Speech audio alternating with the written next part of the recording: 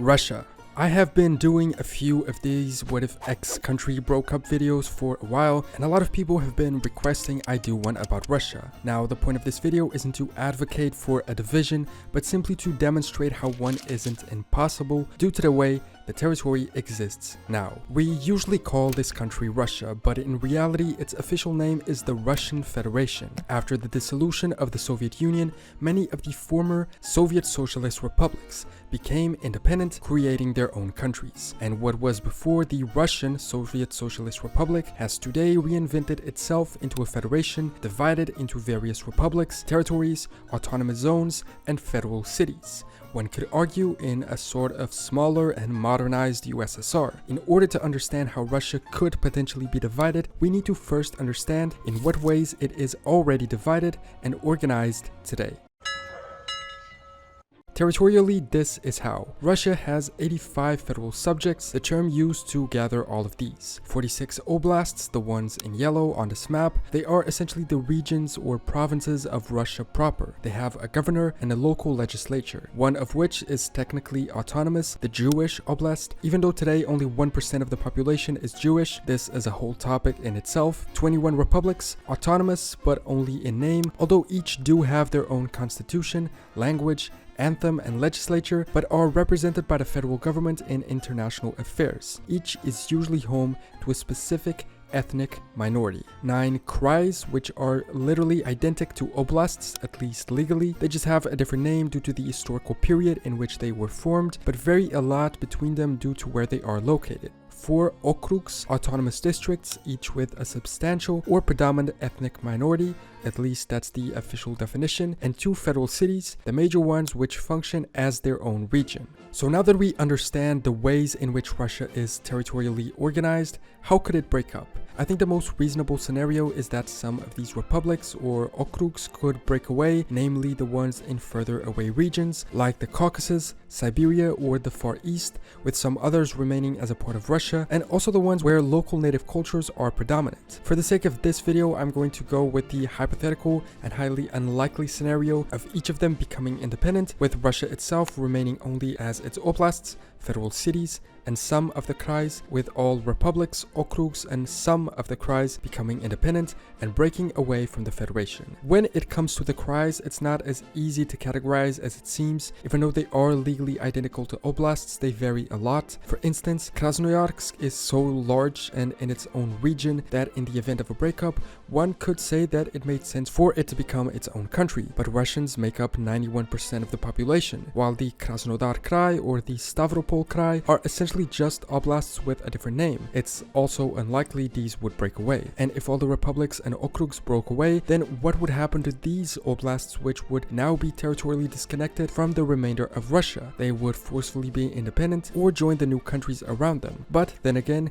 Kaliningrad didn't and exists as an exclave of Russia today, so maybe that could be the case for them as well. Because whether or not these breakaway states would each be independent on their own is another question. Many of them would likely not be economically and financially sustainable and be forced to unite with neighboring ones. This map of the economic regions of Russia shows us what is perhaps a more realistic division and a potential prediction of how these new states could gather up into new unions after becoming independent. So now that we've established the hypothetical scenario, let's look further into it. Other than the fact that these territorial divisions exist, why would this separation be at all possible, even if highly unlikely? To answer that, we need to take a look at a few maps that shows us the differences within the territory of the Russian Federation, essentially explaining why these divisions exist even today. Culture and ethnicity is a big one. This map shows us the most prevalent culture in the old USSR territory. Now, while many of the places where other cultural groups other than the Russians existed are now their own independent states,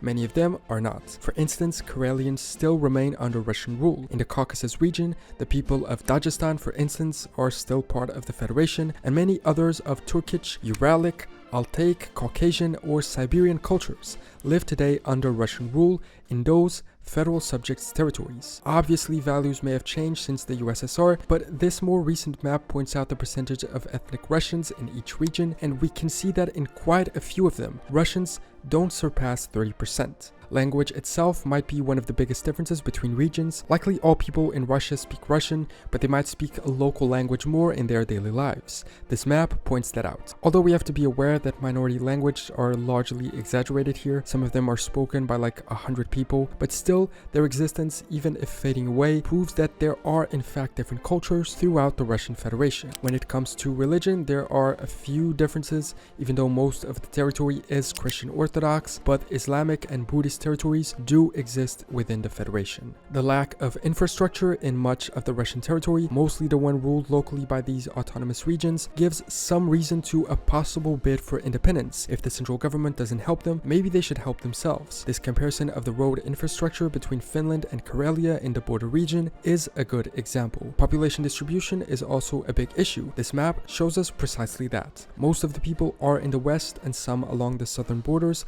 but almost no one lives in Siberia and the east. This other map shows us a division of Russia's population in 3, and it's crazy how few people live in the wide territory, although maybe this is an argument against division. Many of the differences pointed out can be connected to the territory itself. For instance, this map of weather types clearly shows a big difference, and it makes sense that different natural conditions lead to different cultures, or less friendly terrain leads to less people living there. Russia proper almost matches the light blue climate area perfectly. So now, knowing the territorial divisions in both territorial organization and cultural elements, which new countries would effectively exist in this case? And how would this much smaller Russia end up looking like? Like I mentioned, the Russian Federation has 21 republics within it.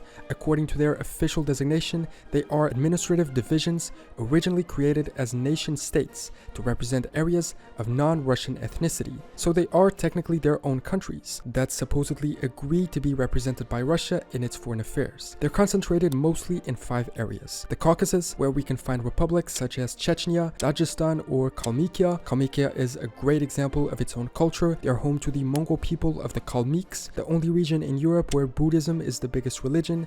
And also there are 6 other republics here, many of which have their own identity. The Ural region, I guess a little before the Urals, made up of 6 republics, which all border each other, plus a larger separated one, Komi, home to the Komi people. The other 6 consist of, for instance, Chuvashia, home to the Chuvash people, a Turkic ethnic group, or Bashkortostan, the most populated republic at 4 million people, previously known as Bashkiria and the first autonomous Soviet Socialist Republic in the USSR. The north has Karelia, right next to Finland, where Karelians make up 37% of the population, while Finns are 1%. Central Asia, where 4 republics exist, Khakassia, Altai, the least populated at 200,000 people, Tuva, which was actually a fully independent country from 1921 to 44, and Buryatia, where native Buryats are 43% of the people. Many of Mongolian heritage. In all of them, the native culture differs a lot from Russia's. And Siberia, where the only republic is Sakha, the world's largest country subdivision, where the native Sakhas make up 81% of the people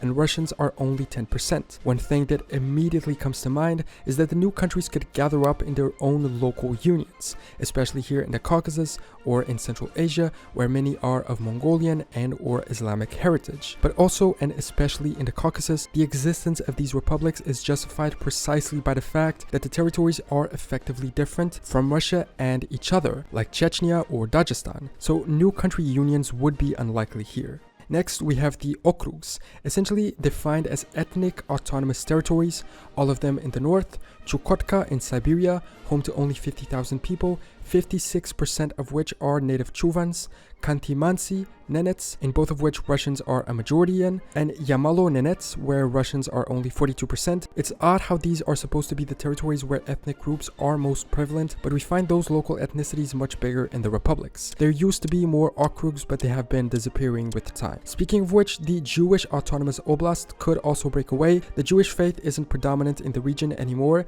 if it ever was, only 1% of the people, but to be fair, the ethnic groups aren't that predominant in the okrugs either. So it would be very interesting to have a second Jewish state parallel with Israel, assuming they would use that as their identity. Finally, we have some of the oblasts and krais, which could also break away.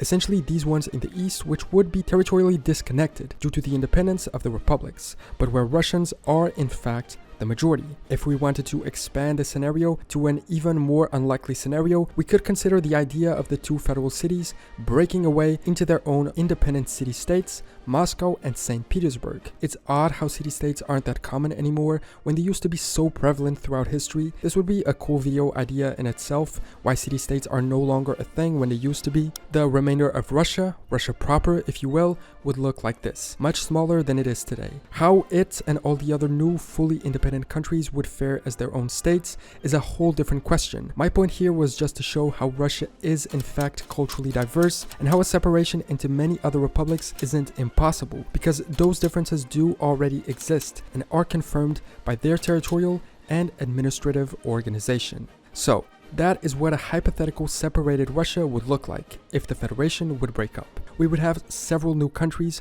although perhaps not as many as the number of federal subjects. Some would give way to a real nation and people that are today hidden within Russia, while others would perhaps not make as much sense as their own country, perhaps justifying their current belonging to the Federation. But I think there are a lot of these subjects that deserve having their own country, because like we saw, Russia's territory is home to various ethnicities, languages, cultures, and even religions. The chances of this happening are unlikely, if not impossible. Despite having their own cultures, it seems that these republics and territories don't have the means and true autonomy or democracy to make a path towards independence. And I'm not even sure they would want to. It would be really interesting to see a poll about this, but I don't think there are any real independence movements. Would you like to see this scenario happen, and why or why not? Are there any other countries you think could break up, or are there any of them you would like me to make a video on, even if that separation is as unlikely as this one? Let me know in the comments along with your opinion about this. Thanks so much for watching this video. Subscribe if you want, and I will see you next time for more general knowledge.